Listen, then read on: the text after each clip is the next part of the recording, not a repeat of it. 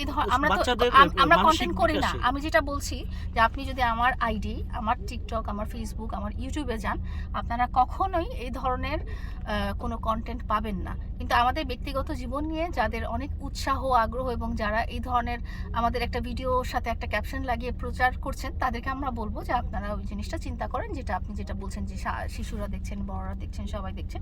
আপনারা এমন কোনো, আমরা যদি ভুল করেও ফেলি সেটা আপনারা প্রকাশ করবেন না।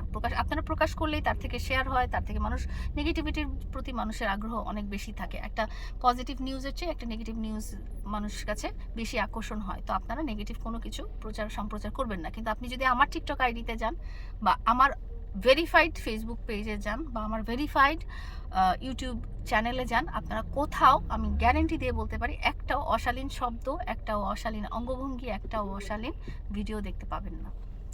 আমি বলতে চাচ্ছি যে আসলে সবখানে নারীদেরকে সম্মান দেওয়া হয়েছে, শুধু ইসলাম না, আমাদের দেশে, আমাদের রাষ্ট্রে, আমাদের সমাজে, আমাদের আইন ব্যবস্থায় শুধু নারী না, মানুষদেরকেই মানুষ হিসেবে সম্মান দেওয়া হয়েছে। এখন সামাজিক অবক্ষয় বলে একটা কথা আছে।